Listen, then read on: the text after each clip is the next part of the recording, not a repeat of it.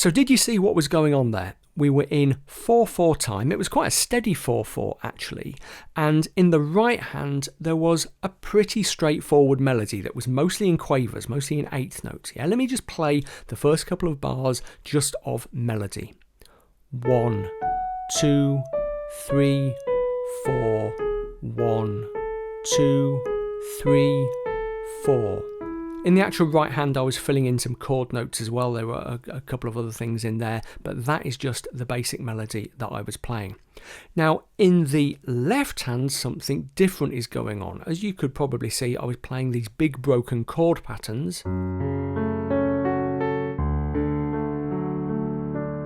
But I was playing them in triplets, which is to say, against every 2 notes in the right, there were 3 in the left. Let's have a look at that scored out. Here it is. You can see that if you can read music, for every 2 notes in the right, there are 3 in the left. So what we're seeing there is a 2 against 3 pattern. Now, 2 against 3 patterns are really, really, really useful and important. The number one reason they're useful and important from your point of view as a learner is that they are a great way of developing your hand independence, because if you think about it, each hand is doing something slightly different, so it's quite a tricky challenge. So what we're going to do in this tutorial is look at 1 or 2 against 3 exercises that you can try for yourself, even if you are a relative beginner on the piano, and which I promise will really help you to develop your hand independence. Okay, the first exercise we're going to do is really, really simple. We're going to stick in the key of F sharp minor, which is what I was just playing in. What we're going to do in the right is just play a single note. We're going to be in 4/4 time, and we're going to play it as eighth notes, as quavers.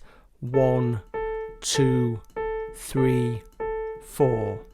1, 2, 3, 4. You could play any note of the F sharp chord. You could play F sharp, C sharp. I'm going for A though.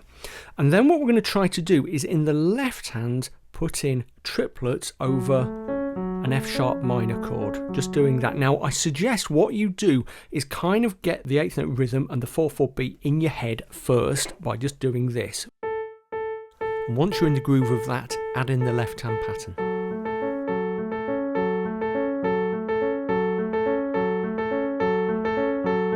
That takes quite a bit of concentration. It is actually much easier to do in the context of a piece. We'll talk about why that is in just a second, but doing it in that kind of very bald way, in that very straightforward way, takes quite a lot of concentration.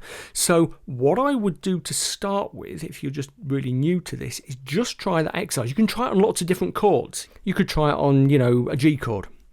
1, 2, 3, 4.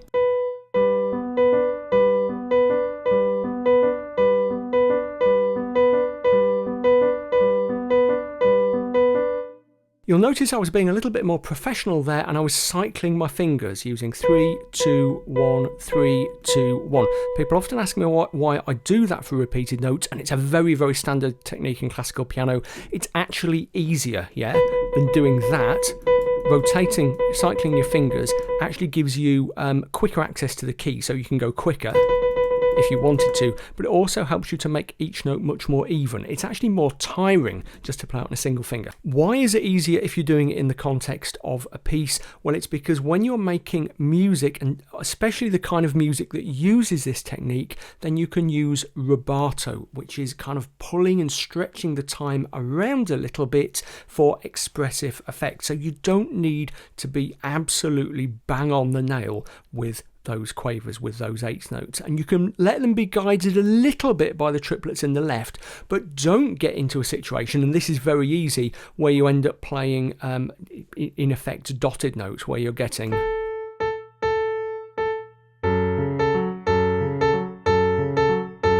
very easy to get pulled towards that. So let's think about the next step, which in some ways is a little bit more of a challenge because there are more notes to play, but also is a little bit easier for the reasons I was talking about a second ago, because we're actually going to be making music so we can pull the time around a little bit.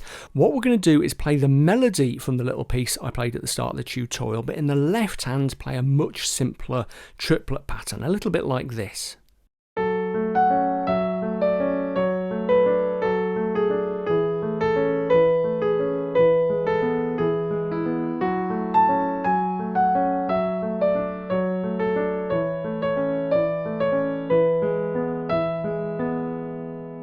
What I've done, by the way, I've scored this out in the PDF. So if you're a music reader, great, just go to the PDF and you can figure it out.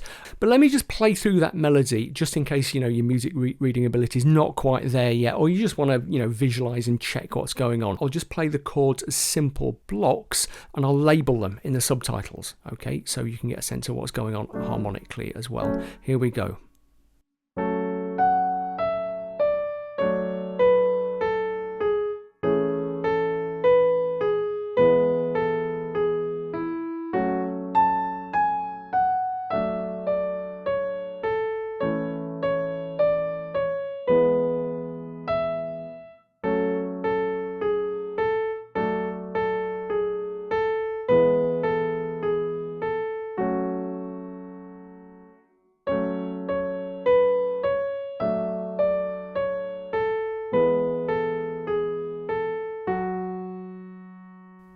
Okay, so pretty straightforward. What I would do to start with is maybe just learn that melody. If you're not a music reader, literally just copy it, yeah? And figure out the chords in the left. But then when you can do that, try the 3 patterns.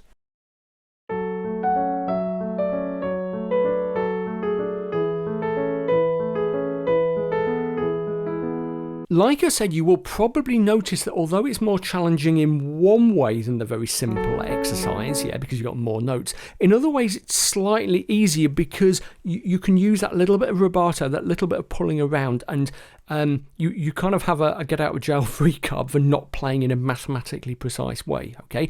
But even so, try to keep those right hand eighth notes, those right hand quavers, as straight as possible. One thing you could try to kind of keep it straight is to count 1 and 2 and 3 and 4 and on the quavers, on the eighths, yeah, like this.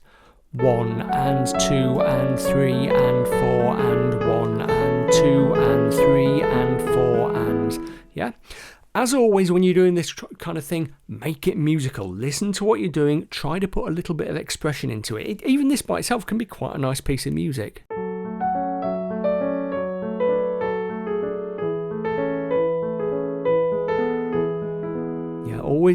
Always strive to be musical, even when it feels like your ears are falling off because the 2 against 3 is so challenging. If you're enjoying this, by the way, don't forget to like and subscribe to my YouTube channel because I've got hundreds of tutorials rather like this one. I've also got books, I've got piano packs, stuff like that that you might like to buy. You'll find links to those in the description text down below. I'm really interested in developing the skills of beginners and early intermediate players, especially those of you who are adults, maybe older adults just starting out. Yeah, there's also a lot of content for more advanced players, but I'm particularly interested in you if you are kind of an adult who is just coming back to the piano or just learning it for the first time. If you like this kind of stuff in particular, why not sign up to support me on Patreon at patreon.com/Bill Hilton. I'm running a whole series at the minute called Exercises, Inventions and Ideas, which is just full of stuff like this. The first installment of Exercise, Inventions and Ideas was public, okay? I'll stick a link to that down in the description text below, but subsequent installments have all been Patreon only. Ultimately, it will become a book, yeah? But if you want to check out loads and loads of this stuff, do sign up to support me on Patreon, which doesn't cost very much, and we have a fantastic community. Everyone's really friendly, and I'm sure you'll like it. So head over to patreon.com/Bill Hilton today and check that out. Okay, so if you get more confident at that, as you become a more advanced player, there are various things you can do. Seek out music that uses 2 against 3 patterns. But like I said, there's also that score of the little piece that I was playing at the start. So learn that, learn some Brahms, learn whatever. You will find 2 against 3 really, really rewarding. Okay, let me know what you think in the comments. If you record anything, if you video anything, send me a link because I love to hear other people playing stuff that I've been talking about in my tutorials. And there we go. Happy piano playing, and I'll see you next time.